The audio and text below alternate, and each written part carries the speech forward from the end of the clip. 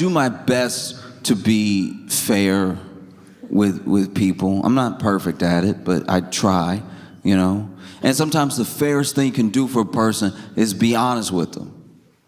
Like, so how many people do you know in your life who are suffering because the people around them let them live in delusion? You know what I mean? I've had to sit friends down and be like, listen, you're gonna have to date who like you.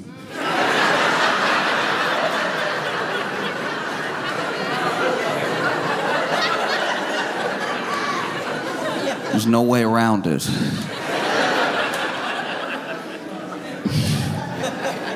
So sometimes the nicest thing you can do for a person is be honest with them. And if I'm being honest, I feel like Donald Trump might be having one of the worst weeks of his life. So this is very, very bad.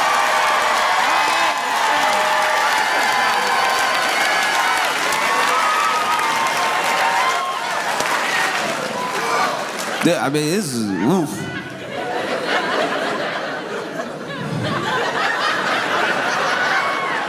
I've watched people have bad weeks. I've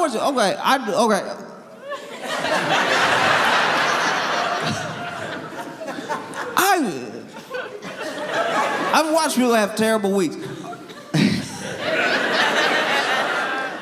There was a dude from my hometown that would ride his bike everywhere, and he got hit by a car and struck by lightning in the same week. He survived both, but wow. Because he was riding his bike, and you know, a lot of cities in the South we don't have enough sidewalk. We really abandoned the entire idea of someone might want to get somewhere in not a car. So he was riding his bike, but there's no sidewalk, and there's also no like bike lane where I grew up. And so there's just like, if you take the service road, it's just ditch and then ditch and then ditch and then ditch. And so then he over here BMXing the ditches going. But then when you do that, you do appear out of nowhere, because the ditch is deep enough where you know you ride, and then there's a little bit of road, then there's another ditch, and then you pick up another ditch, right? You know that's how you get there. But anyone making a left turn on the service road just sees someone on a bike coming truly out of nowhere and sends them flying, right? So he got hit by a car, and the car was turning, so this means it was slower than it could have been, and turned into him. He flipped over everything, bam, bam, bam, landed in the ditch, so at least landed on some grass, right? And then he was all banged up, and then he had to walk the rest of the week until he could get his bike fixed, until he healed up a little bit. He had to, walk around town. He was walking around town, and there was a thunderstorm. Which normally, here's the thing, this is like a big Southern tradition, right? Is that when it's lightning outside, nobody do anything. We turn off the TV.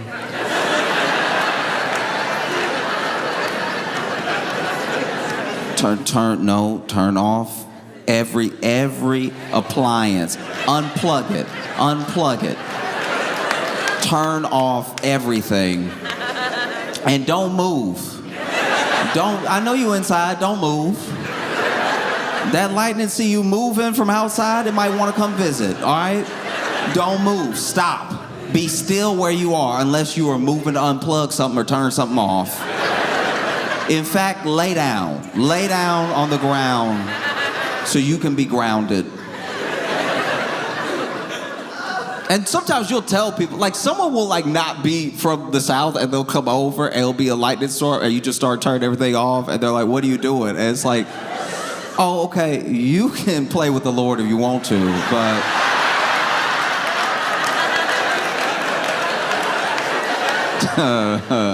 I like not being lit up, okay? I'm not even using this blender right now anyway. What point is there for this house to get struck by lightning and then the blender work real good for 6 seconds and then never work again?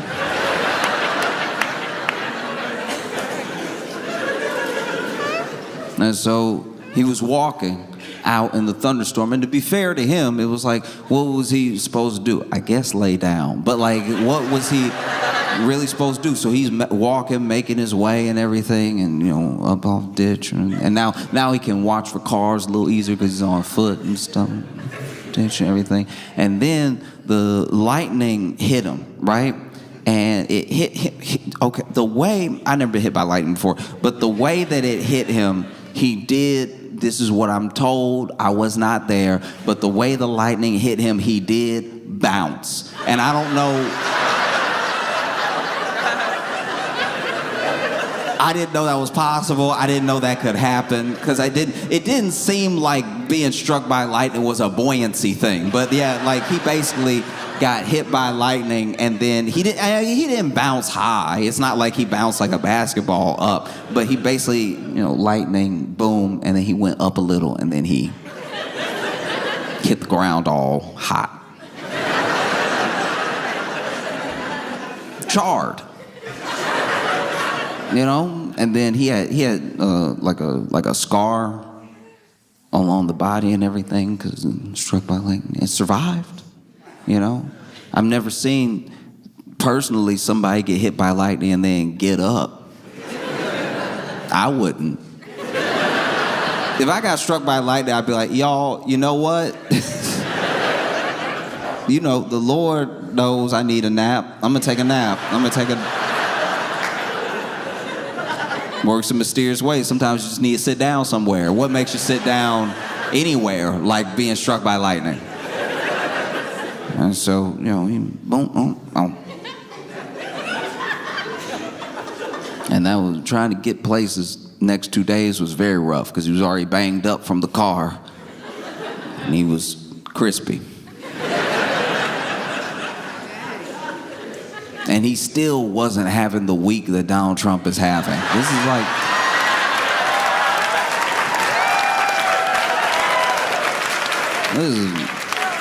is very bad. All right, in case you're not familiar, Donald Trump, the president was, like minding his business, trying to enjoy the government shutdown ending, right? Which should be, that should be a good day.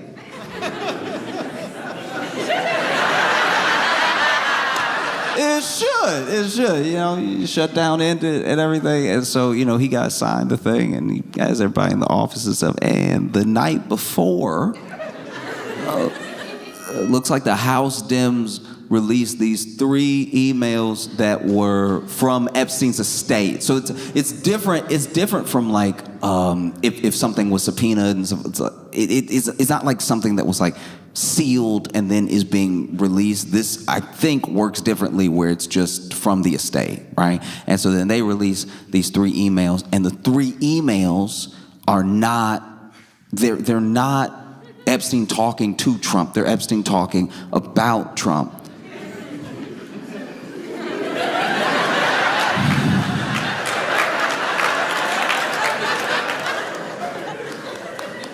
And on what should have been a good day.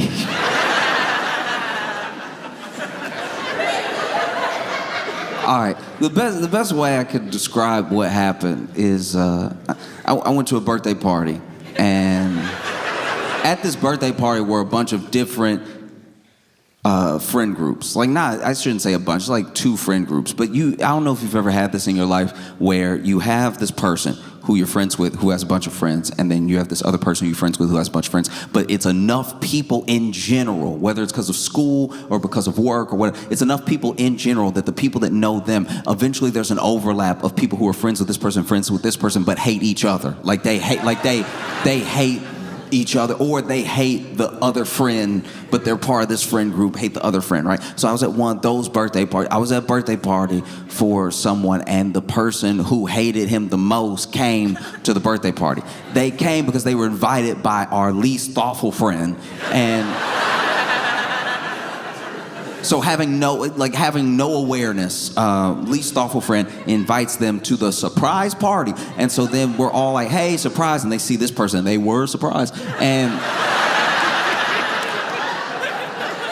then everybody's waiting for something to pop off and nothing ever did because they hate each other. Like, ooh, they hate is under. It's below the heart. It's behind and underneath. They hate from like the diaphragm, I think. They hate so much. They hate him. Anyway, so they hated the birthday boy a lot. Like, ooh, I wish I hate you. And so then they bring out the cake, and the cake got like one of the candles for every year, and they getting up there, so it's enough candles to light up a room. And put it down, birthday boy, blows them all out. They cut up the cake. We're all chatting and everything in different rooms and stuff. And then the one that hate him, right, leans over to me, and he's like, before everybody, was like singing happy birthday and everything, before, they like brought out the cake and stuff. I farted in the cake.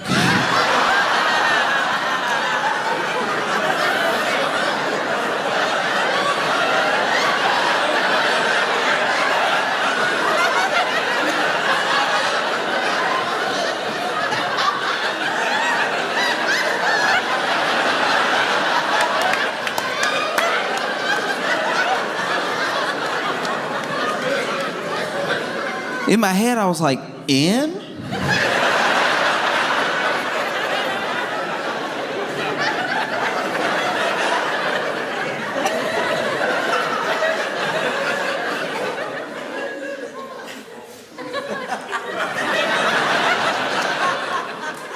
In just assumes a level of power that normally you'd say on, but whatever. And that is what the House Dems did to Trump on the day. It's supposed to be, it's not his birthday, but it's supposed to be a good day. And shutdown is ending. It's supposed to be good for, it's supposed to be good day. And so then you see in these emails, they're just not good at all. And it's not like, this is why I would be mad if I was Trump, because it's not even Epstein talking to Trump, it's Epstein talking to somebody else about Trump, right? So it's the equivalent of like, you at home, and your friend did something, got caught, and then your friend comes to your house with the police. Your friend come to your house with the police and goes, hey, come on out, they got us. What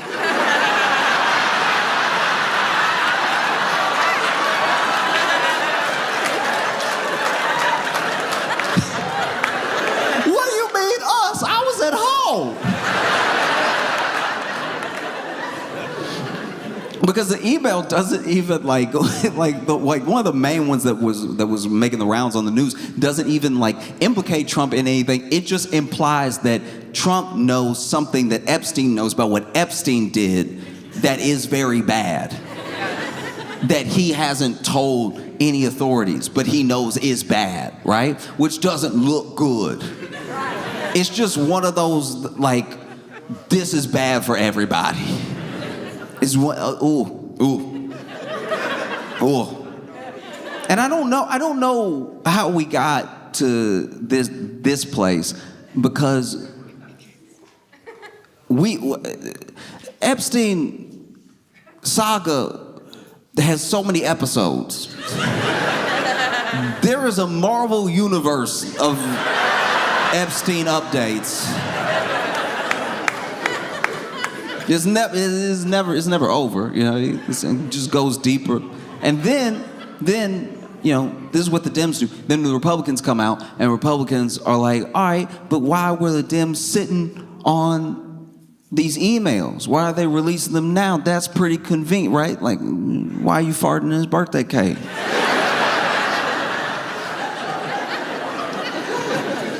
And then, I suppose, to try to show transparency, to try to be like, we're actually the party that wants to get to the bottom of the Epstein thing the most, the Republicans release 20,000 pages.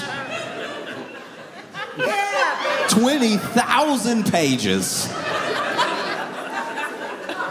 I don't know if I've sent 20,000 emails in my life. 20,000 emails, these pages of Epstein talking about everything, talking about Trump, talking about Larry Summers, talking about it's so much. It's so much it makes you wonder, whoa, why 20,000?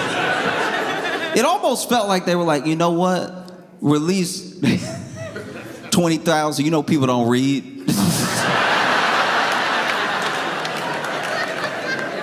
They won't read it. It turns out people are pretty interested in reading. It turns out if it's an interesting enough novel, people will dive deep into the reading. Yeah. Because we're in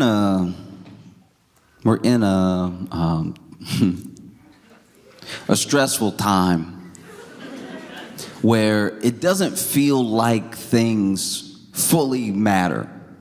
There used to, back in the day, there was shame. So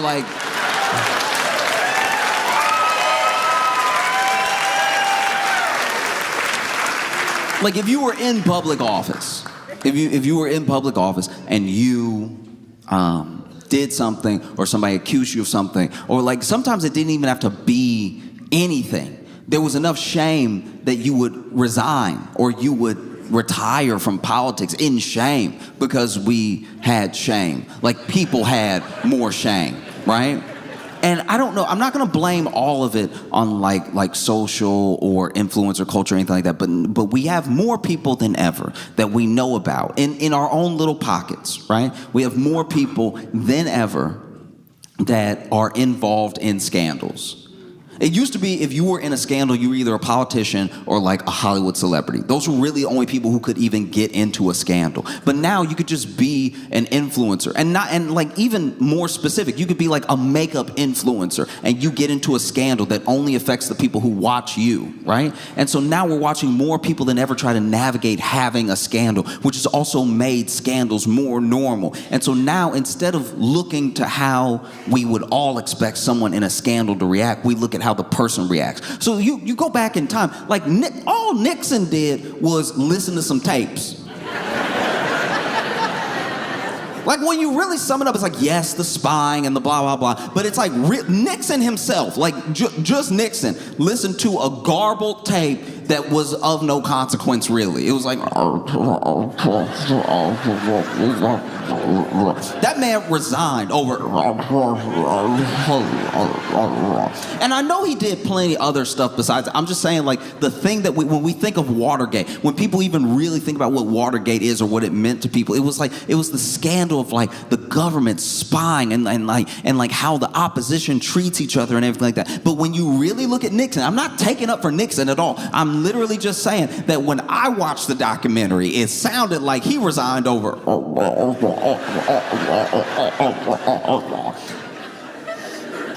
And he left.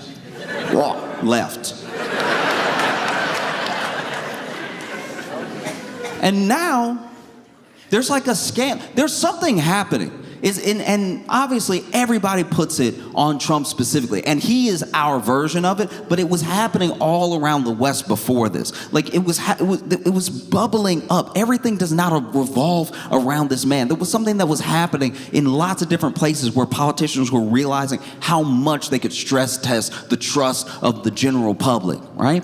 You even look at Canada with Rob Ford. Rob Ford was the mayor of Toronto. and Rob Ford smoked crack on camera.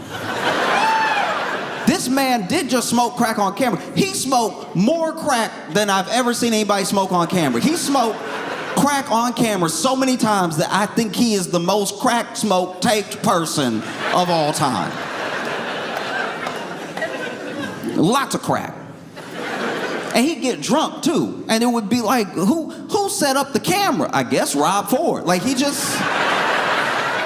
It was scandal after scandal after scandal. It was stuff he would say. It was videos that would come out. It was stuff that he would say. It was videos that come out. It would just be over and over and over again. He wasn't like turning some new leaf. He was just one of the first people that when they came to him, they were like, were you smoking crack? And he was like, I was not smoking crack. Then in the next video it came out, he's like, oh, it's delicious.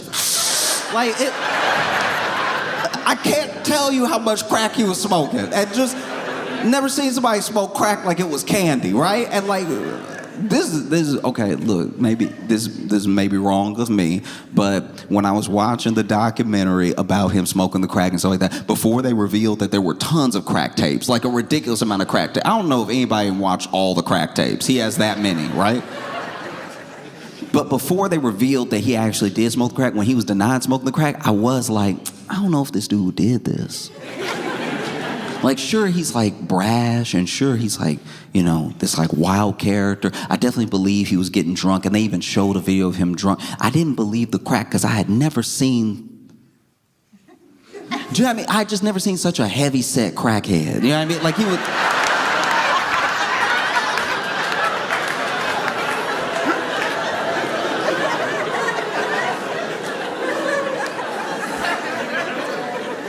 I'm just saying, like, he had that plausible deniability from me, because every crackhead I'd ever seen was petite. You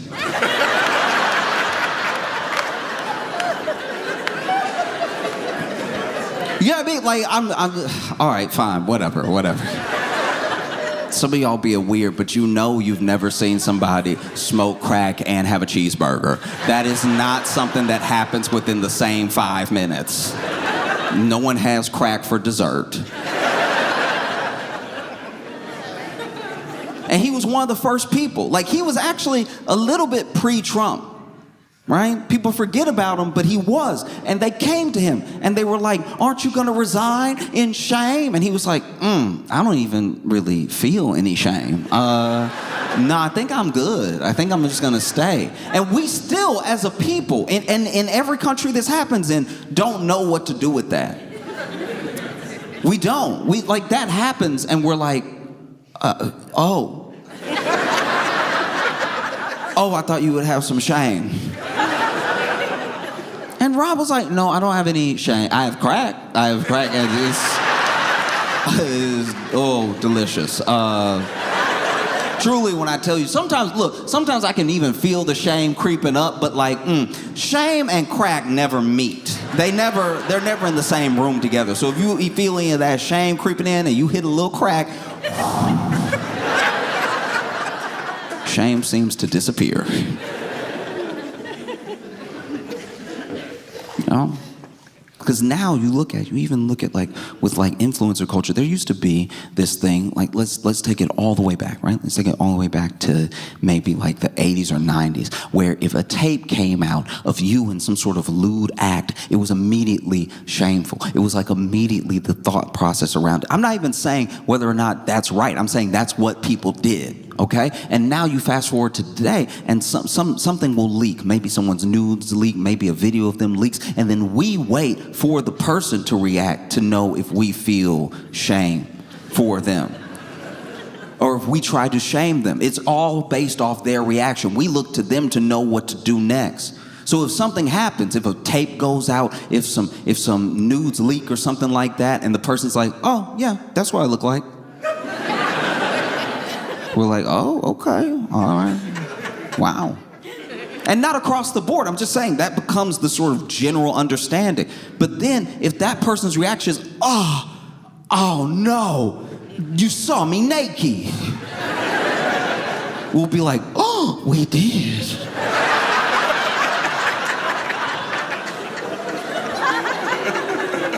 Shame. And so then these 20,000 pages come out, and Wow.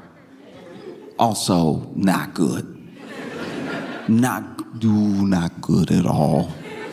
Because it's not just Epstein implicating Trump in like other meetings, other times they hung out, other things, other.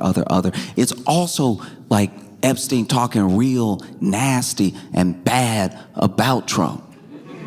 Now this is, look, some of it is before their breakup, and then some of it is after. And there have been plenty of people that said, hey, listen, this guy who is no longer friends with Trump, we're talking bad about Trump after they're not friends anymore. What's that supposed to mean? You know what I mean? Why should that even matter? And it's like, look, I understand where you're coming from, but if he's talking about anything that happened while they were still friends, while they hung out to somebody, that does mean something. That does matter, you know? And he was talking wild about Trump, even saying stuff like, I'm the only one that could bring him down with the stuff I know and everything. And look, this is just me.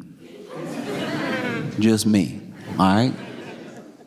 I'm not friends with Epstein, glad I wasn't, okay? But I'm just saying, if it was me and Epstein was talking this reckless about me over email with all these people, I'd probably be very upset. I'd get very mad. I'd probably get mad enough to kill him in his cell. I'm not saying that is what happened. I'm saying that's what I might do. Me. I'm saying that's what I might do, but I'm petty.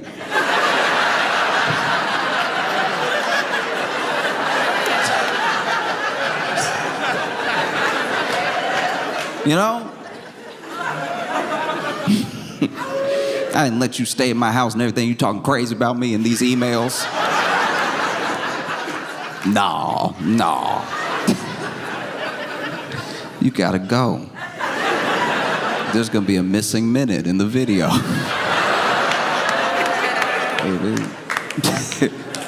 Because that's also what's wild. That's where we left off, you know? Remember where we left off, where there was they released the video and it was hours long and it was missing the most important minute it could miss? Yeah.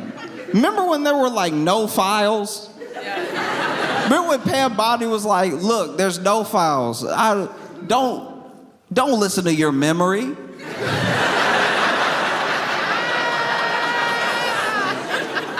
I know what I said before, but what I'm saying now is more important. There's no files. Isn't it more convincing that there's no files than there's files? And we were all like, what is she talking about? It's bad. It's bad. You know what's so crazy to me? You know what's so crazy to me about a lot of this stuff is that this is Trump we're talking about. Trump was on trial in New York for like, I don't know, some like real estate fraud or whatever. And this dude, it wasn't looking good. It was looking like he might, get found guilty. And the judge had to give him a bunch of warnings. The judge's over here like, you need to stop talking about this case to the media. You need to stop talking about me to the media. Stop. I don't know what else he was doing. Like, stop doxing the stenographer. What? Like, stop. Just stop. You talking too much. Nobody that's a defendant in any of my other cases I oversee talks as much as you to the media about this case. You gotta stop. And then Trump for his part, Trump, even to his credit, I'd say, was like in danger of being held in contempt almost the entirety of the case. And the judge like, I'm gonna hold you in contempt. I'm gonna do it. And Trump was like, do it. No, do it. I want to be in contempt. I bet you won't do it. And then he would tell him, don't go out there and talk to the media about this case. And then Trump would walk up to the first person with a camera he saw. It could be a camera phone. He'd just walk up. And he was like, judge doesn't know what he's doing. He crooked. Everybody crooked. I'm going to win in 2020. But just nonstop. You got to remember, that's the guy that we're talking about. But that's not how he's acting about this. Which means it must be bad. This dude was in court and wasn't scared. But this man, they reached out to all of these Republicans to try to help stop this petition, right? There's this petition to release Epstein files in the House, and that petition has to go to the Senate, and the petition, But, he's trying to get it stopped. He's trying to get it killed, like now. Want it killed now, right? Gotta kill it. And so he's reaching out to people who have even been vocal about the fact that they will be on board with signing the petition. Reaches out to, like, Nancy Mace, Lauren Boebert, Marjorie Taylor Greene. This is the thing. Look, at the end of the day, maybe he did reach out because he just wanted to talk to Marjorie Taylor Greene. Maybe, you know what I mean? I'll be honest with you. If you could put all politics aside in your mind and you hop on the phone with Marjorie Taylor Greene, it will be interesting. You know what I mean? You'll be like, I didn't know about the lasers, Marjorie.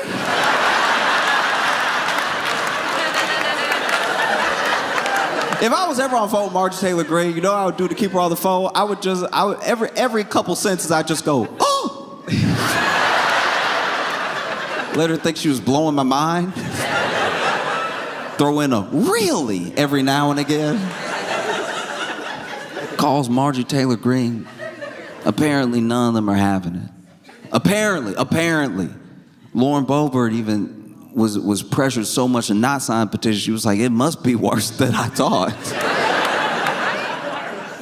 Y'all barely talk to me.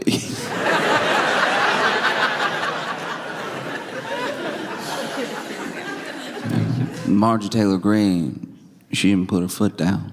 Marjorie Taylor Greene has actually really turned on Trump so much that it got Trump's attention so much that Trump has turned on Marjorie Taylor Greene, and they're beefing right now, which is hilarious. That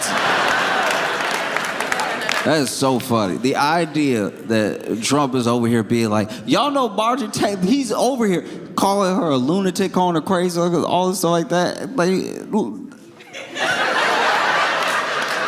The fact that Trump is over here like, Marjorie Taylor Greene crazy, and we're like, we know.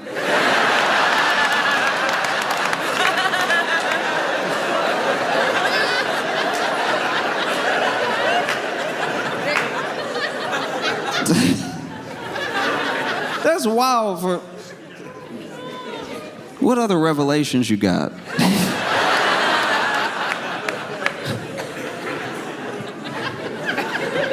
Did you know Hannibal Lecter wasn't a good guy?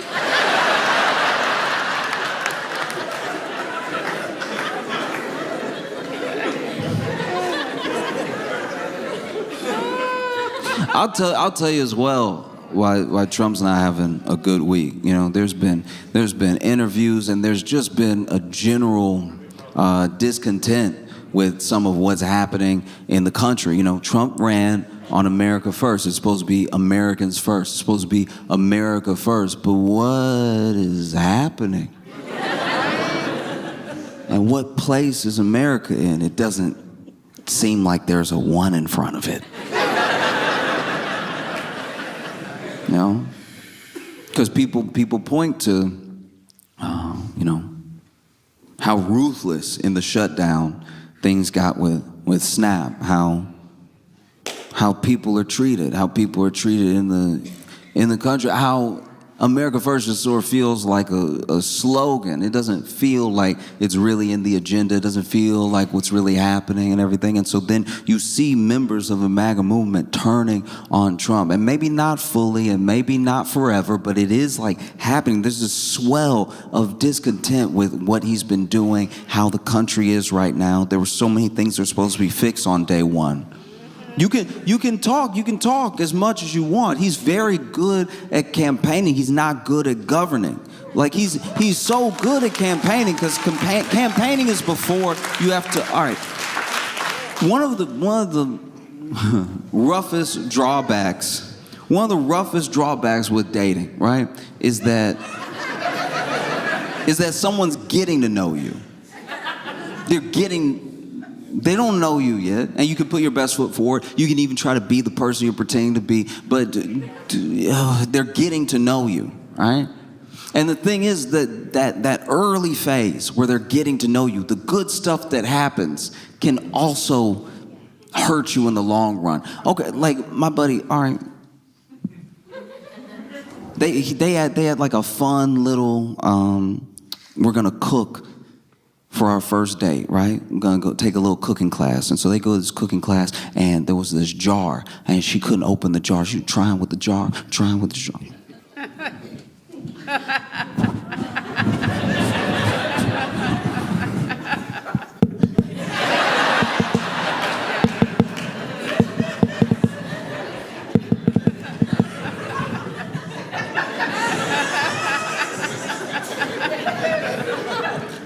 the jar.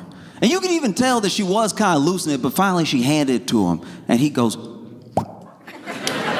immediately, right? Which is great. You did it. But now, you gotta be strong enough to open jars. It looked like that's what you do.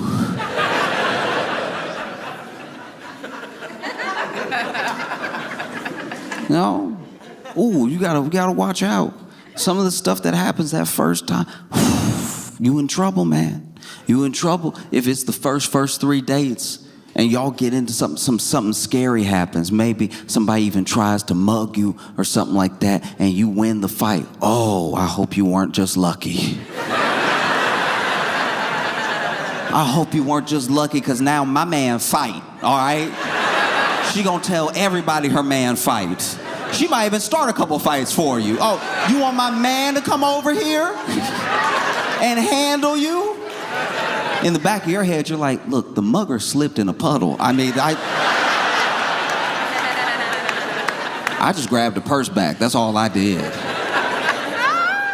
And like dating to being in a relationship is like what campaigning is to governing. It's wild even to watch some people's reactions. There are some people who have some truly insane and disgusting reactions, or just reactions that are meant to confuse. There are so many people that are like, why didn't the Dems release all this stuff years ago when Biden was president? And it's like, all right, this is the way that records work. There are some things that you could just release outright, like things that maybe you get from an estate or something like that. But then there are things that are part of an investigation, which as long as that investigation is going on, as long as that court case is going on, you can't just release those things to the public. Now that some of these things have been set to rest now, like, you know, obviously like Ghislaine is in jail and everything. And then there are other parts of documents that get redacted, either because they're part of a potential ongoing investigation, or it's to protect the name of a survivor of the abuse or something like that. There's all these different reasons that you could have for when you release things on whatever schedule. But even when people make that sort of argument, I'm like, wait, I can't tell. Are you mad that they are released? Like, what? I don't even know what that's meant to accomplish. Why didn't the Dems release it sooner? It's like, all right, it's out now. Isn't that what we're talking about? That's insane. That type of logic would never hold up in like court. You'd never be able to go to court with like, look, if the police care so much, why didn't they catch me sooner?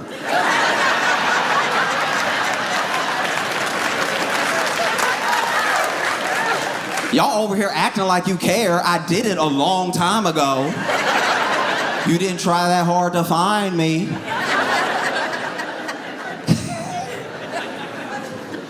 Oh.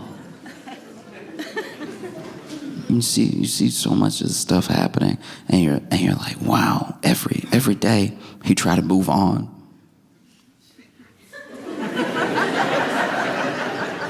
Every time you try to move on, it gets worse.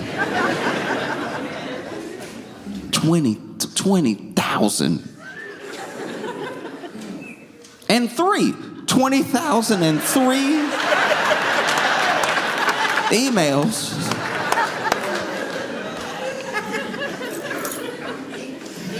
And I don't know what's going to happen, because if I'm being honest, like truly being honest with you right now, I know that one of the reasons that Trump is trying to get them to stop in the House from all signing the petition is because then it goes to the Senate, and then if enough people have turned on him in the Senate, it then goes to the president, and he is the president, which means he would have to, and we stopped electing people with integrity a long time ago. So like I don't I don't expect, like truly, I don't expect Trump to sign something that is basically dry snitching on himself. I don't think that would happen. Dry humping. Dry humping. But I will say this, I think that there's a very slim chance that it's like Trump's gonna go to jail, or that this will be enough for everyone to turn on him and then just kick him out of office or anything. This is one of those things that is very bad. It's a very bad look. He's panicked about it. People are speculating why he's panicked about it, but it's not the thing that's gonna make him sort of like Nixon up out of here. No. I'm just being honest with you, and I think that it's easy to forget in all of these different chapters and all of these like extra extensions to the saga that is the sort of Epstein files, that there are real people. There are survivors of Epstein, there are survivors of Ghislaine, that are survivors of all of this abuse and trauma that deserve justice. And the thing that we can do, the thing that we just personally can do, is keep that in mind and hold the people that represent us to account. Let them know that we'll be looking at them for what they do consistently, that we'll be bringing it up, that we won't let it go away. It won't be over just because it falls out of the news cycle. It will not go away. It won't be over. And I think the only thing that we can do as individuals, but collectively together, is just keep farting in his cake as often as possible. Chattanooga, y'all been fantastic. Thank you so much. I guess we're all doing better than Diddy.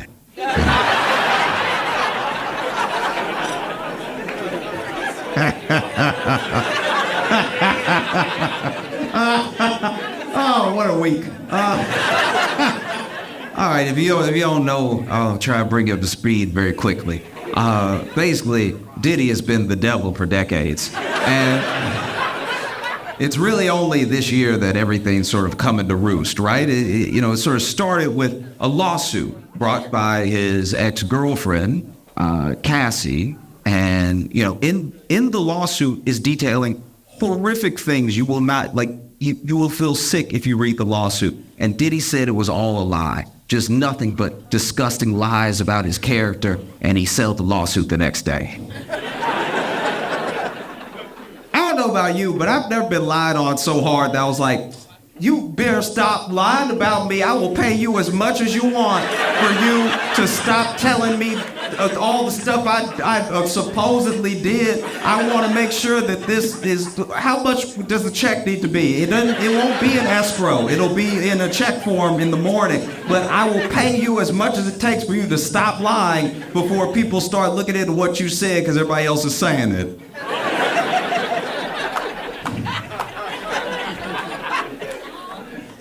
Well, no, it's crazy. And even more recently, more allegations and more investigations have been going into Diddy being alleged. Legally, you have to say it. Being an alleged sex trafficker and everything, to the point where, this week, the FBI raided all of his houses. All of his houses at once, just to make sure, every single one, at the same time, make sure he wasn't house hopping or anything, just going everywhere. They grabbed all the homes and the homies, and they pulled everybody outside, and it was truly astounding to watch, because if you've ever watched, like, I watch a lot of news, so I remember, like, the Roger Stone raid. Anytime the FBI or Homeland Security does a raid, it's a weird hierarchy that you notice, because they'll show up to do the raid, right? So FBI or Homeland Security, they'll be fitted up, right? Top to bottom, they got the AR-15, they got the vest on, full body armor, they got the boots, they got the helmet, and then sometimes they actually have backup. Backup is SWAT. So then SWAT is also there dressed like SWAT, and we know what SWAT is dressed like. And then it will just be the regular police. And it kind of made me feel bad for the local police because, like, imagine you show up to work and all your coworkers look like Call of Duty that day. And you just have to show up with your chest. That's unfair to them. Like, if I was a cop, I'd be like, y'all ain't got any extra ARs in the trunk or anything. I can't hold something. Y'all just showed up all prepared. Y'all said he dangerous. You know what? I'm gonna wait next to the car. That's what I'm gonna do. Y'all, this is bull. I'm not doing. And truly, watch any FBI raid. All the local police are next to the cars in the street. They're like, no, they gonna get him. They gonna get him.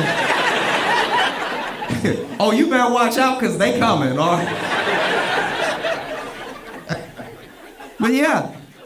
They raided all that dude's houses at one time, pulled people out, were like, interrogating people, were trying to look for stuff in the houses. And meanwhile, a lot of people have been waiting on Diddy's downfall for a long time, so they track his movements. And I want to take a quick second because a lot of people, as this is mainly like a black thing knowing about Diddy.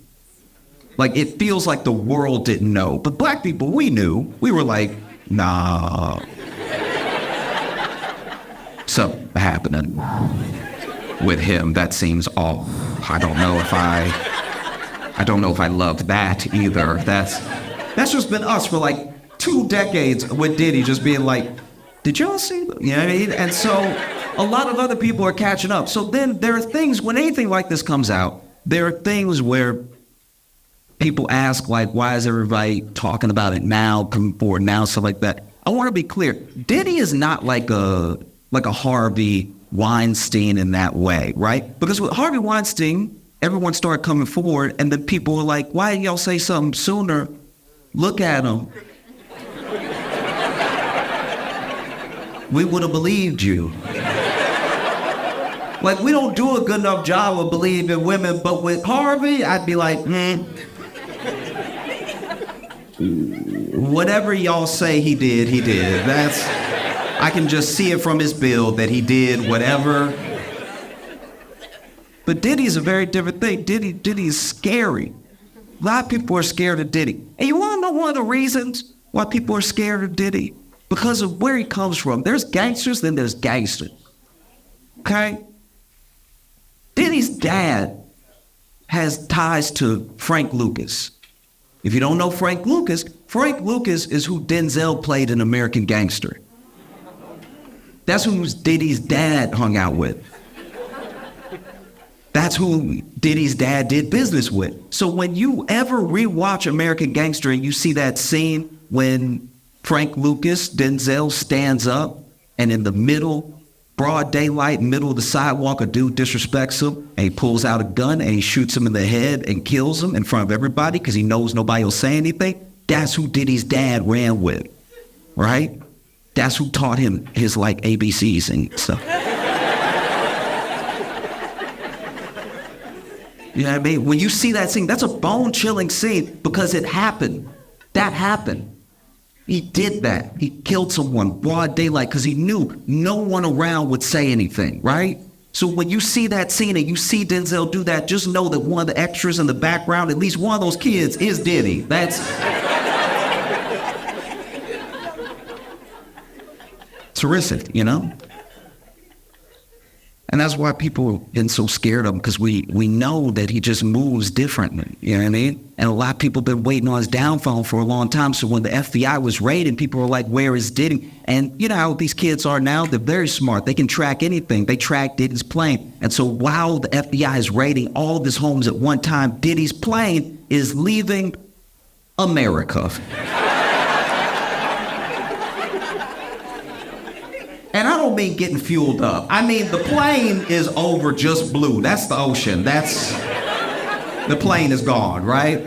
And the plane is headed for Antigua. Now, Antigua is still extradite. So a lot of people are like, why would he be going over to Antigua? Then other people said, hey, maybe he's landing in Antigua because everybody knows that's his plane. He's going to land in Antigua. He's going to get on a friend's smaller plane, and he's going to go to a country that doesn't extradite, like Bali, right?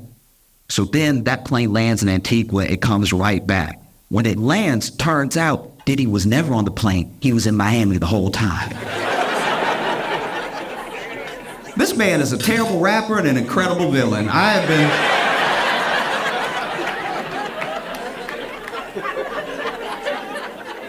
been thrown for a loop consistently with him. Like, this man should be in a James Bond movie.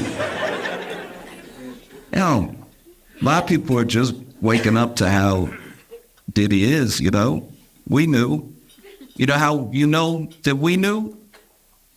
Diddy's the only black billionaire we didn't root for. It's a very big deal when you get a black billionaire. We're always like, oh, yeah, oh, we did it. You know, I remember when that guy, you know that guy that gave the commencement speech at Morehouse, and at the end of the speech, he said he was going to pay for all the kids' student loans. That moment went viral. It was crazy. Kids were crying and everything, jumping up, screaming. I looked it up. I found the guy. His name was Robert Smith. Turns out he's a billionaire. He didn't give me any money, but I was at home like, we got another one. Diddy became a billionaire. We were like, good for you.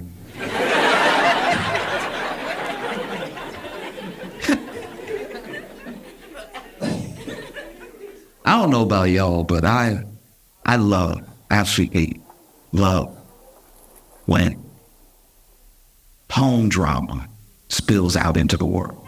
You know what I mean? I don't watch a lot of reality television, so I love when a real life couple just can't take it anymore. You know what I mean? Like they have to have it out, and they have to have it out now. And now is here. And here is where I am. So I get a free show. You know? I think it happens a lot in New York City because we don't have space. Like, y'all have real homes here. Y'all can be like, we will discuss this later.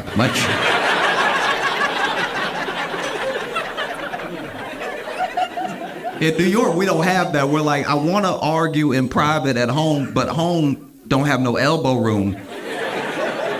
I want to argue where I can move a little bit because I'm passionate with my movements. Now, if I'm arguing at home, one time I was arguing at home and I went like this to be like, oh, wait, you know, just like to hold it up. And then I hit my elbow, and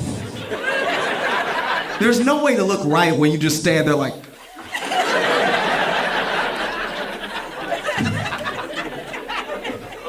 you know, so sometimes couples just have to have it out in that moment, you know? And I was walking. I try to do this at least once a week. I was on a walk with no AirPods in, right? Just really like be around in the world, you know? And I think it's an important thing to do because it opens you up to what's happening around you. And I would have missed this had I had my AirPods in. I was walking, and as I'm walking, I see this dude bust out of the door of his house, right? He's running down the stoop of his brownstone, no shirt on, anything, looking terrified, like, look. And so I turn and I see what I can only imagine is his girlfriend or wife running behind him. And I was like, all right, this scene is awesome. Let's see how it goes. And she has something in her hand, but it doesn't look like a gun, so I'm like, I'm willing to stay and see this through. Because you know, if it's a gun, people get upset, they miss. Now she done shot me, I'm bleeding out. I'm not even part of your love. I'm laying there holding my wound, y'all done worked it out. Like, this could all be for nothing. It's just she's holding something, but I can't see what it is, right? And as he's running down the stoop, she runs down with him, and she gets to this specific step, and then she goes like this, right? She goes like this, and then a piece of what she was holding flies out and hits him in the back, and he goes,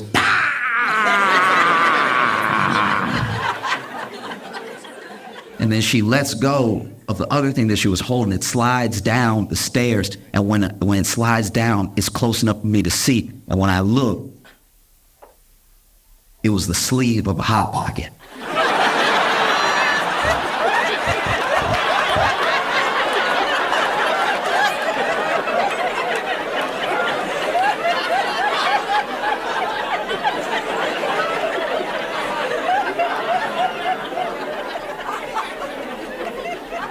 This woman done burned the hell out of this man with a Hot Pocket.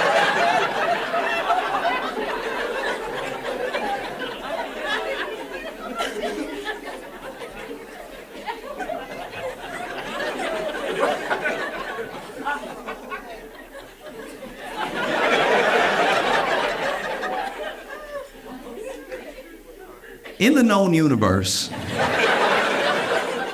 there are about 4 states of matter, right?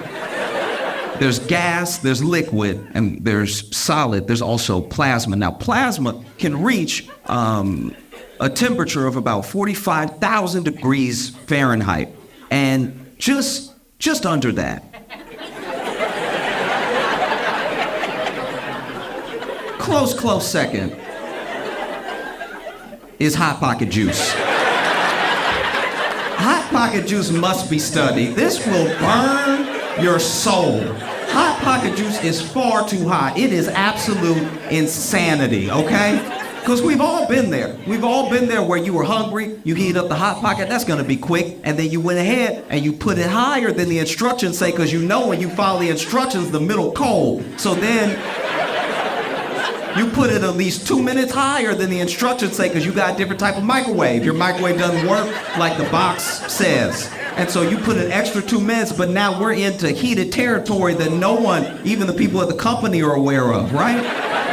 And then you pull the Hot Pocket out, you hold it by the sleeve, and you wouldn't even be in this situation if you could just be a gentleman and wait, right?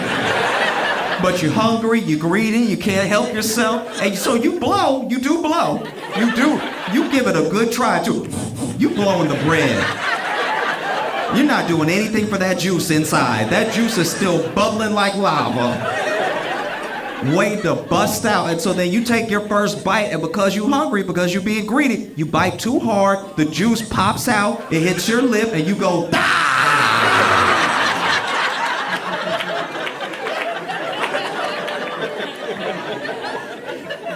Now you coughing because steam coming out of your mouth because you got the corner bread in your mouth with all the juice burning everything. Burning teeth. Just burning. Inexplicably, just burning and burning and burning. It's terrible.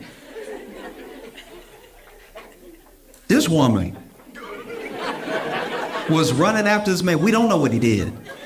I didn't stay for an interview. This woman was running down the stairs after this man and had the Hot Pocket sleeve in her hand and reared back like an ancient weapon. Reared back.